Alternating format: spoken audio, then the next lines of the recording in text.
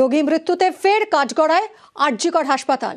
আর এবার মৃত্যু হয়েছে নিমতার বৃদ্ধ বিশ্বনাথ সামন্তের। 30টা সিঁড়ি ভেঙে টয়লেটে যেতে হয়েছে রোগীকে। রোগী মৃত্যুতে ফের প্রশ্নে আরজিকর। গুরুতর অসুস্থ রোগীকে বাইরের টয়লেটে যেতে বলা হয় বলে অভিযোগ। ট্রমা কেয়ারের 5টি সিঁড়ি দিয়ে নেমে 100 মিটার দূরে হেঁটে টয়লেটে যান বৃদ্ধ। সেখানে আবার 25টা সিঁড়ি ভেঙে ওঠেন। সিঁড়িতেই অসুস্থ হয়ে পড়েন, তারপর মৃত্যু।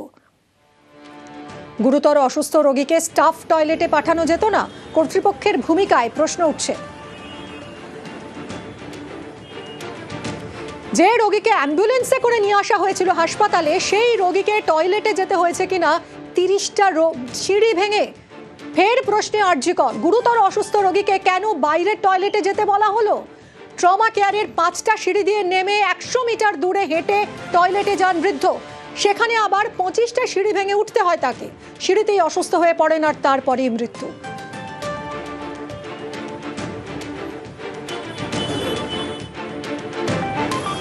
গ্রাউন্ড ফ্লোরে কোনো বাথরুম নেই, যেখানে রেডিয়েশন দিচ্ছে ওখানে কোনো বাথরুম নেই। আমাদের যদি বাথরুমে যেতে হয় তাহলে এসে আমাদের পে অ্যান্ড ইউজে ওখানে যেতে হচ্ছে। সাধারণ রোগী পরিষেবা থেকে ব্যাহত হচ্ছে। দীর্ঘ সমস্যা। একটা পেশেন্ট যদি তাকে কেমো দেওয়া হবে, তার নিশ্চয়ই কেমো দেওয়া হলে তার পরিস্থিতি কি হতে পারে, তার শারীরিক কন্ডিশনটা অনেকটাই খারাপ থাকে। তারপরে তার বাথরুমটা টয়লেট চাপতে গেলে তাকে অনেকটা দূরে হেঁটে যেতে হয়। শ্বাসকষ্টজনিত সমস্যায় গতকাল রাতে বিশ্বজিৎ সামন্ত আরজিকর হাসপাতালের ট্রমা কেয়ার সেন্টারে আসেন। এখান থেকে তিনি শৌচাগারে যাওয়ার জন্য প্রায় 100 মিটার দূরে পে অ্যান্ড ইউজ টয়লেট দেখানোর চেষ্টা করব। সেই পে অ্যান্ড ইউজ টয়লেটে হেঁটে হেঁটে যান, কারণ অভিযোগ উঠছে গ্রাউন্ড ফ্লোরে কোনো রকম কোনো শৌচাগার ছিল না, এবং সেখানে গিয়েই সিঁড়ি বিয়ে যে দোতলা, সেই দোতলায় উঠে তিনি শৌচাগারে যান, এবং তারপর সেখান থেকে তিনি এসে ঠিক ট্রমা কেয়ার সেন্টারের সামনে অসুস্থ বোধ করে, এমনটাই হাসপাতাল সূত্রে জানা যাচ্ছে। আপনাকে দেখানোর চেষ্টা করবো যে কতটা ডিস্টেন্স। প্রায় ট্রমা কেয়ার সেন্টার থেকে 100 মিটারের কাছাকাছি এই পে অ্যান্ড ইউজ টয়লেট, এবং এখানেই ট্রমা কেয়ারের গ্রাউন্ড ফ্লোরে যারা আসেন তাদেরকে আসতে হয়। প্রায় 30টির কাছাকাছি সিঁড়ি বেয়ে উঠতে হয় সেই বিশ্বজিৎ সামন্তকে, এবং সেখান থেকেই নেমে দেখানোর চেষ্টা করবো এখান থেকে প্রায় 100 মিটার দূরে আবার সেই ট্রমা কেয়ার, সেখানেই ট্রমা কেয়ারে তাকে যেতে হয়, এবং সেখানে গেলে অসুস্থ বোধ করে। ট্রমা কেয়ার সেন্টারের মতো একটি জায়গায় কেন গ্রাউন্ড ফ্লোরে কোনো শৌচাগার থাকবে না রোগীদের জন্য, এবং যে একটি শৌচাগার রয়েছে ট্রমা কেয়ার সেন্টারের ভেতরে সেটিও কিন্তু স্টাফ টয়লেট। অর্থাৎ হাসপাতালের যে অব্যবস্থা তার কিন্তু প্রশ্নচিহ্ন উঠছে। এরকম একটা আপৎকালীন বিভাগের যেখানে রোগীদের সমাগম সকাল থেকে রাত পর্যন্ত, সেই জায়গায় দাঁড়িয়ে কেন কোনো রকম শৌচাগার থাকবে না, এই নিয়ে কিন্তু প্রশ্ন উঠছেই। ক্যামেরায় নিহারের সঙ্গে রৌনক, নিউজ 18 বাংলা, কলকাতা। এটা ফাংশনিং নয় সেইভাবে। এটা ওখানে দেখবেন আমাদের সিআইএসএফ অফিসাররা, ওদেরকেও তো গার্ড দিতে হয়। ওখানে মানুষ কি করে যাবে? দেখুন সকালবেলা 7টার সময় সবারই সমস্যা তৈরি। কেউ এই বিল্ডিং এ, কেউ উপরে, কেউ নিচে, এইভাবেই চলে। রোগীদের জন্য কোনো এক্সক্লুসিভলি কিছু নেই। কি করবে এবার? সেটা তো পেশেন্ট পার্টিদের জন্য দেওয়া সম্ভব নয়, তাও male female mix. Hygiene maintain করার জন্য তো সমস্যা। যে কোনো হার্ট রিলেটেড কোনো পেশেন্ট যদি হয়, তার বেড থেকে নামার কথা নয়, তার বেড সাইডে বাথরুম বা থাকা উচিত। সেই সাফিসিয়েন্ট স্পেসও নেই, বা কখনো কখনো ওই যে পে অ্যান্ড ইউজ টয়লেট এইভাবেই যাচ্ছে। রোগী মৃত্যুতে ফের প্রশ্নে আরজিকর হাসপাতাল। নিমতার বৃদ্ধের মৃত্যুতে ফের প্রশ্নের মুখে হাসপাতাল কর্তৃপক্ষ। রোগীকে বাইরের পে অ্যান্ড ইউজ টয়লেটে যাওয়ার পরামর্শ, আর সেই টয়লেটের সিঁড়িতেই অসুস্থ হয়ে পড়েন রোগী। আর ধকল নিতে পারেননি বৃদ্ধ এতগুলো সিঁড়ি ভাঙার পর, এবং সেই কারণেই তার মৃত্যু হয় বলে অভিযোগ পরিবারের। মৃত ঘোষণা করা হয় বৃদ্ধকে।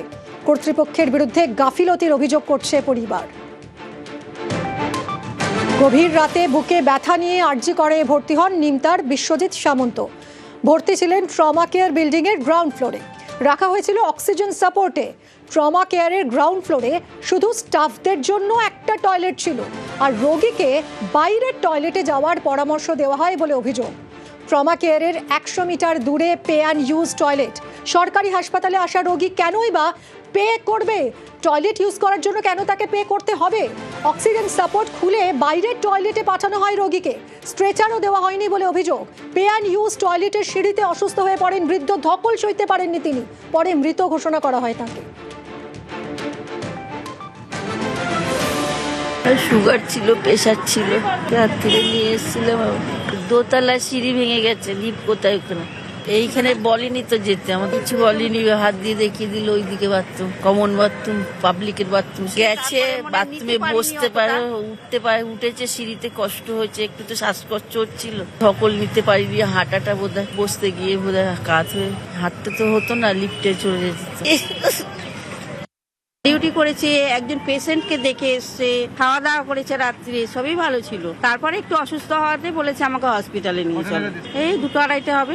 তারপরে এখানে ট্রিটমেন্ট হতে তারপরে অক্সিজেন চলছিল মনে হয়, নাকে একটা কিছু ড্রপ দেওয়া হয়েছিল। তারপরে মনে হয় টয়লেট পেয়েছিল, বলেছে আমি টয়লেটে যাবো। তা বলেছি যান বাইরে নিয়ে যান, বাইরে নিয়ে যেতে ওখান দিয়ে ওনাকে হাঁটিয়ে টয়লেটে নিয়ে যাওয়া হয়েছে। গত শুক্রবারই ট্রমা কেয়ারে লিফট বিভ্রাটে মৃত্যু হয়েছিল। তারপরও উদাসীনতার ছবি আরজি করে। লিফট চালু আছে জানানোই হয়নি পরিবারকে। ট্রমা কেয়ারের দোতলা থেকে 8 তলায় রোগীদের জন্য টয়লেট আছে। লিফট বিভ্রাটে মৃত্যুর পর একটা লিফট বন্ধ, কিন্তু আরেকটা লিফট চালু আছে, সেটা জানানোই হয়নি পরিবারকে। লিফটে করে উপরে টয়লেটে গেলে হয়তো মৃত্যু হতো না, ক্ষোভ পরিবারের। বাবা যখন কিছুটা বেটার ফিল করছিল তো তখন বলেছিল যে ওয়াশরুমে যাবে। তো যখন বাবাকে নিয়ে গেলাম, বাবা তখন হাঁটতে পারছিল, তো ফার্স্ট ফ্লোরেতে উঠতে যাব, তো উঠেছি কোনো মতো বাবাকে নিয়ে। ওখানে যাওয়ার পরে বাবার আস্তে আস্তে বডিটা লুজ হওয়া স্টার্ট হয়, কোনো এনার্জি ছিল না। তো দেন আমার ওপরেই পুরোপুরি কোল্যাপস করে যেত, ধরে নিয়েছিলাম, পড়তে দিইনি।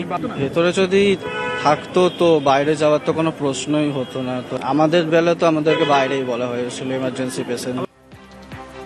আর এত কিছুর পরেও আরজি করের সুপার তিনি কোনো রকম গাফিলতি মানতে নারাজ। ট্রমা কেয়ার বিল্ডিংয়ে 42টা টয়লেট আছে বলে দাবি তাঁর। শুনুন। আমাদের ট্রমা কেয়ারে টোটাল নাম্বার অফ টয়লেটস আছে 42টা আমাদের কাছে যেটা ইনফরমেশন, এবং সেখানে গ্রাউন্ড ফ্লোরেও টয়লেটস আছে। যেটা হচ্ছে কি, ট্রমা কেয়ারে এক্সেসিভ লোড পড়ে যাওয়ায় ম্যাক্সিমাম সময় বাথরুম গুলো এনগেজ থাকছে। তাই জন্য আমরা এটা নিয়েও কথা বলছি যে এই যে এত এনগেজমেন্ট, এত লোড বেড়ে গেছে, আমরা এটাও কথা বলেছি যদি কোনোভাবে বায়ো টয়লেট, কিন্তু বায়ো টয়লেটের প্রভিশন নেই।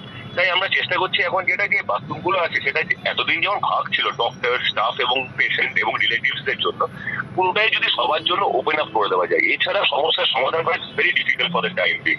সেই সময় বাথরুমে নিয়ে যেতে গিয়ে ওনার শরীর খারাপ হয়, এবং আমার কাছে যেটা রিপোর্ট 5টা 5 যখন বাজে তখন ওনাকে নিয়ে আসা হয় হচ্ছে আমাদের ওই এমার্জেন্সিতে 1-2 মিনিটের মধ্যে। সেখানে 25 মিনিটের রিসাসিটেশন টেস্টের পরও ultimately he was declared to be clinically dead. হাসপাতাল কর্তৃপক্ষের বিরুদ্ধে সরব হয়েছেন অতীন ঘোষ, আরজিকর সরেজমিনে স্থানীয় বিধায়ক।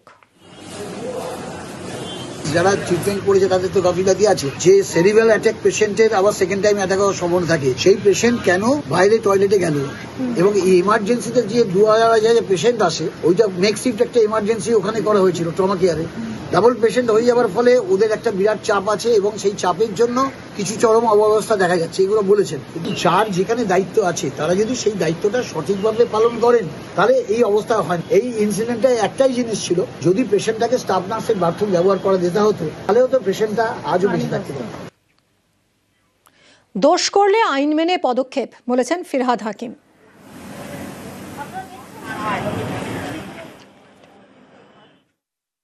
আইনের পথে চলবে। প্রথম থেকেই আরজি কর নিয়ে একটা মিসকনসেপ্ট। আমরা রাজ্য সরকার নিরপেক্ষভাবে যে কেউই দোষী হোক তার শাস্তির দাবি করি, এবং ভেতরে কি হয়েছে আজকে কি হয়েছে আমি জানি না। প্রথম দিন থেকে নিয়ে এখনো পর্যন্ত যে গাফিলতি হবে তার আইনত বিচার হবে।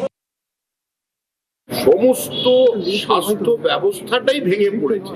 বাথরুমে হবে, লিফটে হবে, মানে জলের স্থলে, অন্তরিক্ষে, সর্বত্রই জায়গা ধ্বংস করেছে তৃণমূল। যতক্ষণ ক্ষমতায় থাকবে পশ্চিমবঙ্গে এর বাইরে কোনো ঘটনা।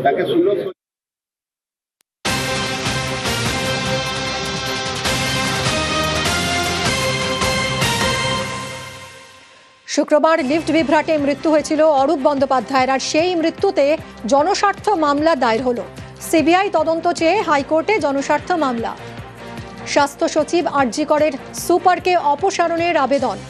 লিফট লাগোয়া সিসি ক্যামেরার ফুটেজ সংরক্ষণের আর্জি জানানো হয়েছে। অর্ণব রয়েছে সঙ্গে, আরো ডিটেলে জানাবে অর্ণব।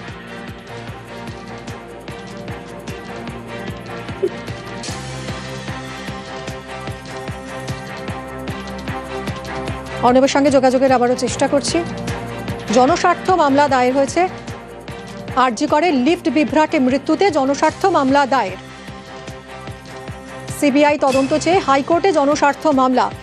কি কি আবেদন জানানো হয়েছে এই জনস্বার্থ মামলায় অর্ণব জানাবে আরো ডিটেলে। অর্ণব, দেখো, বিজয় সিংহল তিনি জনস্বার্থ মামলা দায়ের করেছেন এবং কলকাতা হাইকোর্টের প্রধান বিচারপতি ডিভিশন বেঞ্চের মামলা 27 তারিখ শুনানির জন্য আসবে।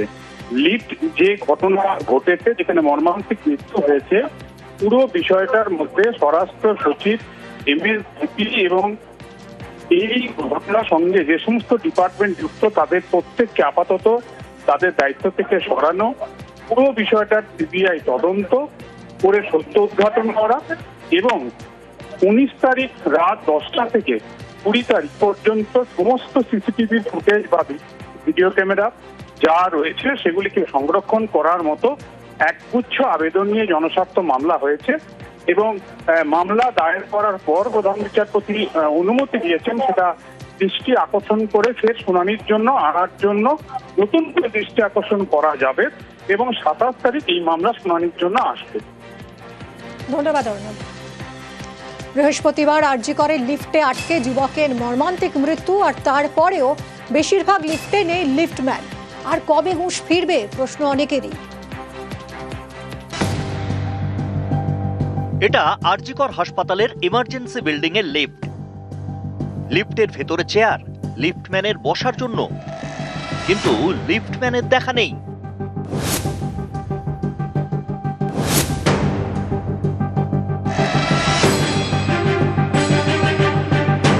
এমনই একটি লিফটে বৃহস্পতিবার গভীর রাতে মর্মান্তিক ঘটনা ঘটে। লিফটে আটকে মারা যান দমদমের নাগের বাজারের বাসিন্দা অরূপ বন্দ্যোপাধ্যায়। এরপরে আরজি করে থাকা 32টি লিফট নিয়ে নানা অভিযোগ উঠতে থাকে। তার ছেলের হাত ভেঙেছে, ট্রিটমেন্ট করতে, ও সুস্থ, লিফটেই ওর ওয়াইফের সঙ্গে ছিল। তারপরে লিফটটা খুললেই বেঁচে যেত, লিফট আটকে গেছিল। না, কোনো লিফটার নেই, কেউ নেই, কোনো সিকিউরিটি নেই, কিচ্ছু নেই, নালে বেঁচে যেত। কখনো অভিযোগ উঠেছে লিফটে লিফটম্যান নেই।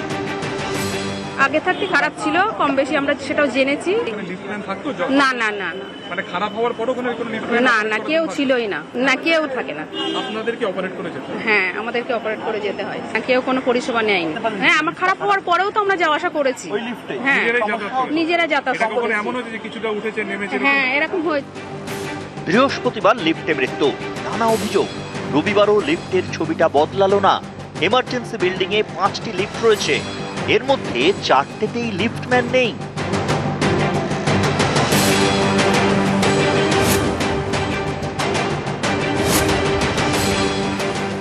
লিফটে লিফটম্যান থাকার কথা থাকলেও দেখানোর চেষ্টা করবো এই লিফটে কোনো মতে কোনো রকম লিফটম্যান নেই।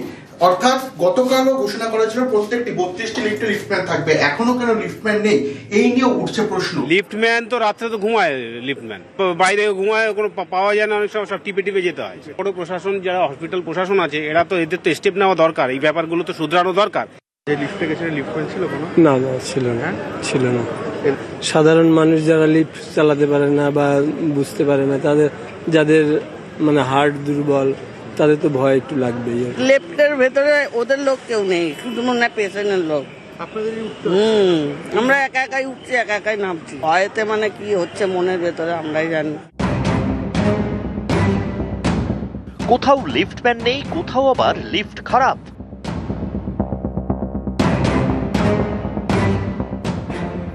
আরজি করে ট্রমা কেয়ার বিল্ডিং এর লিফটে আটকে বৃহস্পতিবার যুবকের মৃত্যু হয়। এই লিফটের নমুনা সংগ্রহ করেছে ফরেনসিক টিম। প্রাথমিক রিপোর্টে তারা জানতে পেরেছেন লিফটে যান্ত্রিক ত্রুটি রয়েছে। বিদ্যুৎ বিচ্ছিন্ন হওয়ার কারণেও বিপত্তি হয়ে থাকতে পারে। লিফট প্রস্তুতকারী সংস্থার কর্মী এবং লিফটের দায়িত্বে থাকা পূর্ত দপ্তরের ইলেকট্রিক্যাল বিভাগের আধিকারিক ও কর্মীদের ঘটনাস্থলে ডেকে পাঠানো হয়েছে। সোমবার ফের লিফটের ফরেনসিক পরীক্ষা করা হবে। নিউজ 18 বাংলা।